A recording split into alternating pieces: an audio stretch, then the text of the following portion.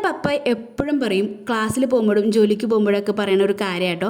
രാവിലെ തന്നെ നല്ലോണം ഭക്ഷണം കഴിച്ച് കഴിഞ്ഞാൽ, നല്ലോണം എന്ന് പറഞ്ഞാൽ വയറ് പൊട്ടയല്ല, നല്ല രീതിയിൽ ഹെൽത്തി ആയിട്ടുള്ള ഭക്ഷണം കഴിച്ച് കഴിഞ്ഞാൽ അതിൻ്റെ ഗുണം നമുക്ക് തന്നെയാണ് കേട്ടോ. ക്ലാസ്സിൽ പോകുമ്പോൾ അത് ശ്രദ്ധിക്കാനും ജോലിയിൽ കറക്റ്റായിട്ട് ചെയ്യാനും രാവിലത്തെ ഭക്ഷണം നമ്മൾ ഒരുപാട് ഹെൽപ്പ് ചെയ്യുമെന്ന് പപ്പ എപ്പോഴും പറയും. കാര്യം ശരിയാണ്, രാവിലത്തെ ഭക്ഷണം രാജാവിനെ പോലെ കഴിക്കണമെന്നാണല്ലോ എല്ലാവരും പറയാറ്. എന്നാൽ പിന്നെ ഇന്ന് ഒട്ടും കുറവ് വരുത്തണ്ടെന്ന് വിചാരിച്ച് ചപ്പാത്തി ചിക്കൻ കറി ഉണ്ടാക്കാമെന്ന് വിചാരിച്ചു. ഇത് ചപ്പാത്തി ചിക്കൻ കറി എന്ന് പറഞ്ഞാൽ സാധാരണ ചിക്കൻ കറി അല്ല കേട്ടോ, നമ്മുടെ റെഡി ടു ഈറ്റിൻ്റെ ചെട്ടിനാട് പെപ്പർ ചിക്കൻ കറി ആട്ടാ.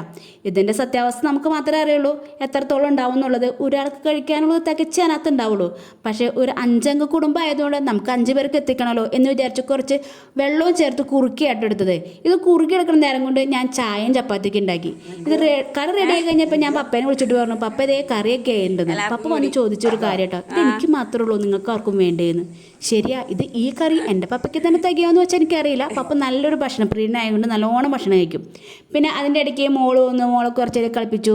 പിന്നെ ഞാൻ അധികം വെയിറ്റ് ചെയ്യാൻ നിന്നില്ല, ഞാൻ വേഗം പോയി ഭക്ഷണമൊക്കെ എടുത്ത് കഴിച്ചു. കാരണം ഞാനാണ് വീട്ടിൽ നിന്ന് ആദ്യം ഫസ്റ്റ് ഇറങ്ങുന്ന ആൾ. അപ്പോൾ ഒരു കഷ്ണം കുറച്ച് ചാറ് എടുത്തു. ഇനിയിപ്പോൾ കഷ്ണം ആർക്ക് കിട്ടിയില്ലെങ്കിലും ചാറ് കൂട്ടി ചപ്പാത്തി കഴിക്കാമല്ലോ എന്നുള്ളൊരു പ്രതീക്ഷ എനിക്കുണ്ടായിരുന്നു കേട്ടോ. അതേപോലെ ചാറ് ഞാനത് ചേർത്തിട്ടുണ്ടായിരുന്നു.